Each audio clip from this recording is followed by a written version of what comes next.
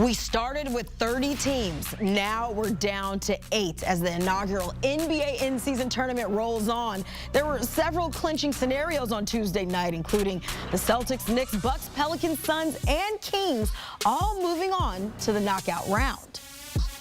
So here's where we stand. The East Group B winning Bucks will host the East wildcard Knicks. Meanwhile, the East Group A Pacers will face the East Group C Celtics. Then out west, the Group A Lakers will host the wildcard Suns, and the Group B Pelicans will take on the Group C Kings. The single-game elimination knockout round begins on December 4th. And we are now joined by CBS Sports NBA insider Bill Reiter to dive into the tournament bracket. Now we know the 8 teams moving on to the knockout round. A two-parter for you, Bill. What did you make of the inaugural group play, and which of these upcoming matchups are you most intrigued by?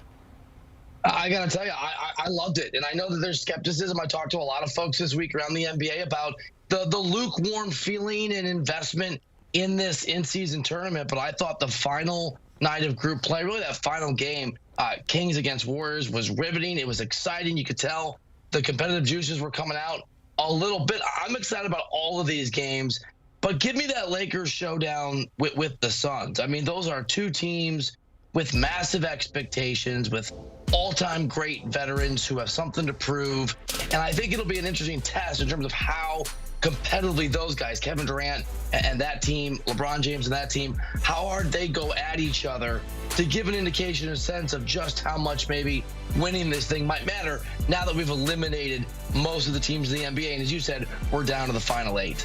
And just imagining the Suns, especially if they have that big 3 available and healthy, but we'll see when we get to that point. But taking a look at who's left standing, which team has maybe been the biggest surprise for you to make it past group play and now gearing up for this knockout round?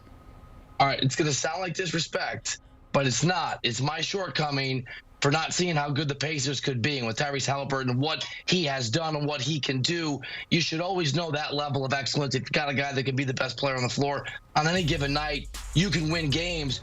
But the fact that they're here and they're this final group and that they bested the Philadelphia 76ers, who I think are an excellent basketball team, and even a Cleveland team that has not lived up to expectations, but at least on paper is talented, that is a big accomplishment. It's a surprise, and I think it's a reminder that this is a Pacers team, if they can find their sea legs more consistently in the regular season, can be dangerous, can be more than that. I think 6 seed is where they are right now in the real larger 82-game playoff regular season picture. Good for the Pacers and a bit of a shocker. Pacers, as you see in that graphic right there, 4-0 in the group play of the in-season tournament. Okay, so we've got to put you on the spot with this one. We're taking a look at who's left standing. You've got to give us your pick to win it all in this tournament. We had the 2 teams who went 4-0 in the tournament, the Lakers and the Pacers. You told us you're excited to watch the Lakers and the Suns. What were the performances of these teams who kind of cruised their way into the knockout round? Was that enough for you to win it all, or is there someone else you're eyeing?